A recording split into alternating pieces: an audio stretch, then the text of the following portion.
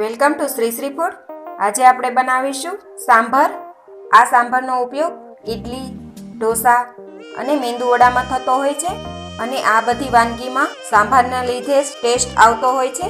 તો ચાલો એકદમ ટેસ્ટી એવો સાંભાર બનાવવાની શરૂઆત કરીએ। તો તેના માટે એક પ્રેશર કુકર લઈ તેમાં અડધો કપ તુવેરની દાળ અડધી કલાક માટે પલાળીને રાખેલી છે તે એડ કરી દઈએ। 1 કપ પાણી એડ કરીશું। હવે તેમાં સ્વાદ પ્રમાણે મીઠું, અડધી ટીસ્પૂન હળદર એડ કરી દઈએ। બરાબર મિક્સ કરી લઈએ। અડધો કપ દાળ લીધેલી છે એટલે આપણે 1 થી 1.5 કપ જેટલું પાણી એડ કરીશું। હવે દાળની સાથે જ આપણે શાકભાજી લીધેલા છે તે બાફવા માટે મૂકી દઈએ। તેમાં એક મીડિયમ સાઈઝનું ગાજરને ધોઈને કાપી લીધેલું છે, એક મીડિયમ સાઈઝનું બટેટું તેને પણ કાપીને તૈયાર કરેલું છે, એક સિંગ સરગવો, એક નાનો ટુકડો દૂધી, આ બધું સરસ ઝીણું કાપીને ધોઈને તૈયાર કરી લીધેલું છે। તેને આપણે કુકરની અંદર તપેલી મૂકી શાકભાજી તેમાં એડ કરી દઈએ।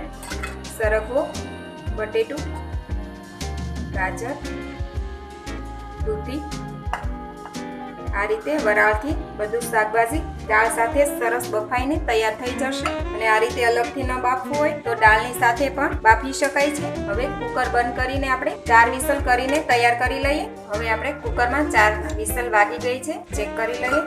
શાકભાજી સરસ બફાઈ ગયું છે, બહાર લઈ લઈએ તપેલી। દાળ પણ બફાઈને તૈયાર થઈ ગઈ છે, નીચે લઈ લઈએ। હવે આપણે એક કઢાઈ લઈએ, 2 ચમચી તેલ એડ કરી દઈએ। તેલ ગરમ થાય એટલે તેમાં રાઈ એડ કરી દઈએ।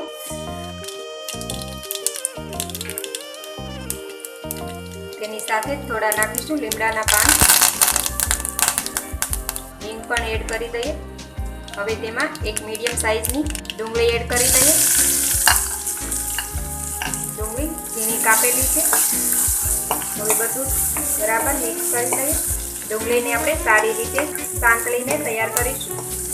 સૂકા લાલ મરચાં 2 એડ કરી દઈએ, કરી લઈએ।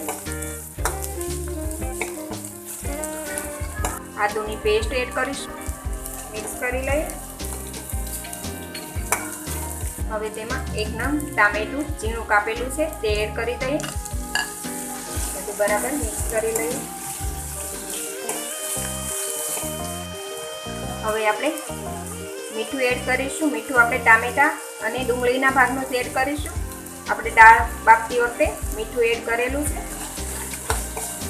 હવે ટામેટા સોફ્ટ થાય ત્યાં સુધી તેને ધીમા ગેસ પર ઢાંકીને 1 મિનિટ માટે ચડવા દઈએ। હવે ટામેટા સરસ સોફ્ટ થઈ ગયા છે, તેને આપણે ચમચાથી આ રીતે સ્મેશ કરી લઈએ। એ પહેલાં જો તમે હજી સુધી અમારી ચેનલ સબસ્ક્રાઈબ નથી કરી તો પ્લીઝ અહીંયા ક્લિક કરો એટલે સબસ્ક્રાઈબ થઈ જશે અને બેલ આઇકન પર ક્લિક કરશો એટલે તમને અમારા નવા વિડીયો મળતા રહે। અને વિડીયો પસંદ આવે તો પ્લીઝ લાઈક પણ કરો અને તમારા ગ્રુપમાં શેર પણ કરવાનું ભૂલતા નહીં। હવે તેમાં અડધી ટીસ્પૂન કાશ્મીરી લાલ મરચું એડ કરી દઈએ, 1 ચમચી સાંભાર મસાલો તે પણ એડ કરી દઈએ। બધું જ બરાબર મિક્સ કરી લઈએ।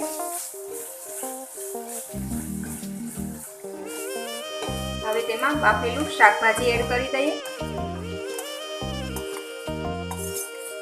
શાકભાજીને આપણે 1 મિનિટ માટે ચડવા દઈશું। સાંભારની અંદર તમારે જે પણ વેજીટેબલ એડ કરવા હોય તે કરી શકાય છે। હવે આપણે દાળ જે બાફીને તૈયાર રાખી છે તે એડ કરી દઈએ।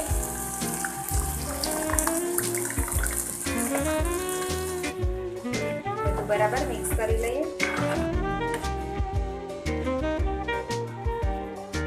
હવે સાંભારની અંદર આપણે પાણી એડ કરી દઈએ। સાંભાર તમને જે રીતનો પસંદ હોય એ રીતે પાણી એડ કરી શકાય છે। પતલો ગમતો હોય તો પાણી થોડું વધારે એડ કરવું અને થોડો ઠીક રાખવો હોય તો પાણી થોડું ઓછું એડ કરવાનું। હવે સાંભારની અંદર આપણે આંબલીનો પલ્પ એડ કરી દઈશું। તે 2 ચમચી લીધેલો છે। જે સૂકી આંબલી હોય છે તેને ગરમ પાણીમાં 1 કલાક માટે પલાળી રાખેલી છે, ત્યારબાદ તેનો પલ્પ નીકાળી તૈયાર કરી લીધેલો છે। બરાબર મિક્સ કરી લઈએ। હવે સાંભારને આપણે એક ઉભરો આવે ત્યાં સુધી ઉકળવા દઈશું। હવે આપણો સાંભાર એકદમ સરસ બનીને તૈયાર છે। ગેસ બંધ કરી દઈએ, નીચે ઉતારી લઈએ। તો તૈયાર છે ઇડલી, ઢોસા અને મેંદુવડાનો સાંભાર। તો સ્ક્રીન ઉપર ઇડલી, ઢોસા અને ચટણીનો વિડીયો આપેલો જ છે। તો આ એકદમ ટેસ્ટફુલ સાંભારનો વિડીયો તમને જરૂરથી પસંદ આવ્યો હશે તો તમારા ગ્રુપમાં શેર કરજો અને તમારા એક્સપિરિયન્સ અમારી સાથે શેર કરજો. તો ફરી મળીશું એક નવી રેસીપી સાથે.